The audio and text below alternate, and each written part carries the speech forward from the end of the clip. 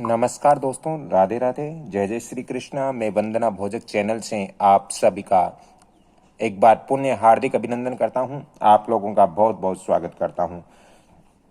दोस्तों, हमारे मकान के लिए जब हम भूमि का निर्माण करते हैं, खरीदते हैं या भूमि का चयन करते हैं या फिर मकान ऐसी भूमि पर बनाते हैं जो भूमि हमारे प्रगति उन्नति में बाधा उत्पन्न करती हैं, तो दोस्तों ऐसी भूमि पर मकान नहीं बनाना चाहिए।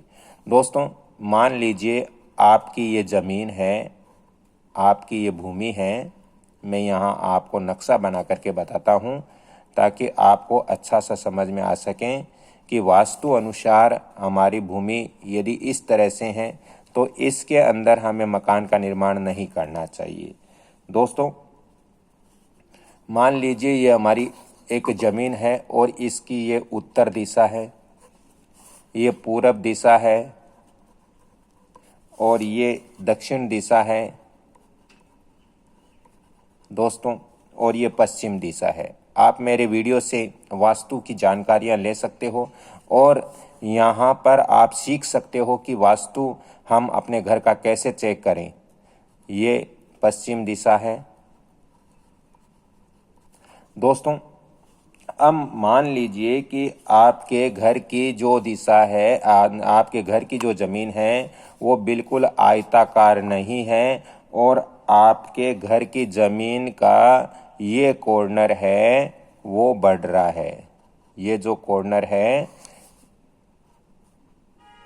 कॉर्नर है, ये मान लीजिए आपकी ज़मीन का ये कॉर्नर बढ़ रहा है। यानी कहने का मतलब पश्चिम और दक्षिण के बीच का जो कॉर्नर होता है उसको दक्षिण पश्चिम कॉर्नर भी हम कहते हैं। इसको दक्षिण पश्चिम कॉर्नर भी हम कहते हैं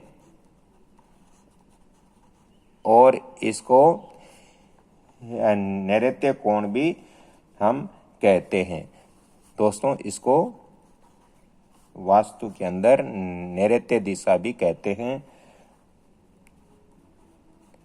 नैऋत्य कोण भी ये होता है। तो ये हमारे यदि जमीन का नैऋत्य कोण बढ़ रहा है, वृद्धि हो रही है इसके अंदर दोस्तों, ये फिर हमारे नैऋत्य कोण की तरफ यानी दक्षिण पश्चिम दोनों दिशाओं में कोण की वृद्धि हो रही है। यानी यहाँ से यहाँ तक कोण, ये हमारी ज़मीन बढ़ रही है और यहाँ से यहाँ तक हमारी ज़मीन बढ़ रही है। हमारी ज़मीन आयताकार नहीं है।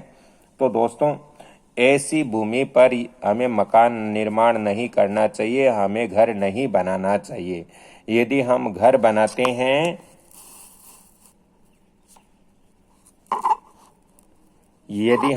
बनाते हैं तो दोस्तों ऐसी ज़मीन पर घर बनाने से जो घर का स्वामी होता है उसके लिए ऐसी ज़मीन हानिकारक होती है, ऐसी भूमि भूखंड हानिकारक होता है।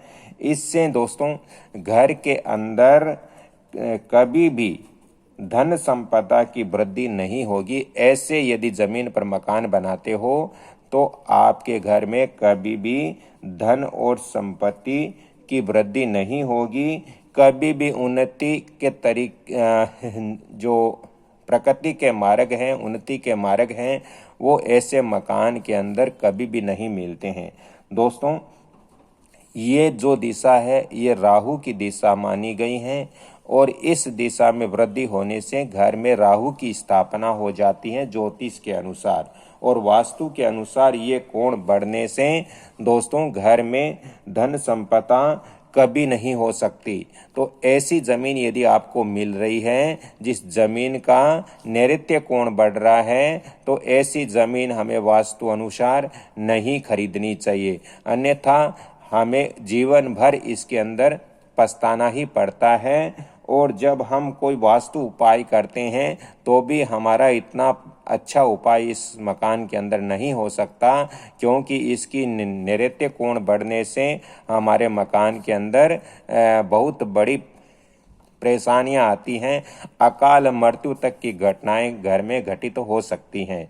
दोस्तों यदि ऐसी ज़मीन है तो फिर आपको एक काम करना ज़रूरी है कि ये जो भाग बढ़ रहा है, ये जो ज़मीन आपकी बढ़ रही है, इस ज़मीन को छोड़ देना चाहिए और इस ज़मीन को पूरा आयताकार करके ही इस ज़मीन के अंदर आपको मकान का निर्माण वास्तु अनुसार करना चाहिए।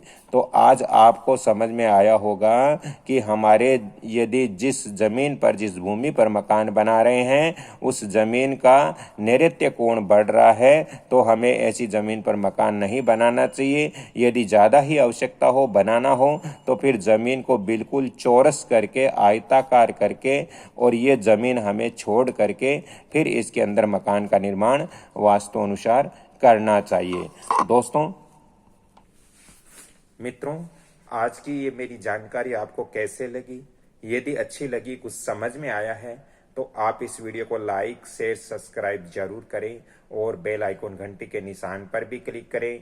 और ज़्यादा ही वास्तु और ज्योतिष संबंधित आपको परामर्श चाहिए तो आप फ़ोन नंबर भी नोट करें 7901718402। अगली कड़ी में फिर मैं आपसे मिलता हूं, तब तक के लिए राधे राधे, जय श्री कृष्णा, धन्यवाद, जय श्री राम।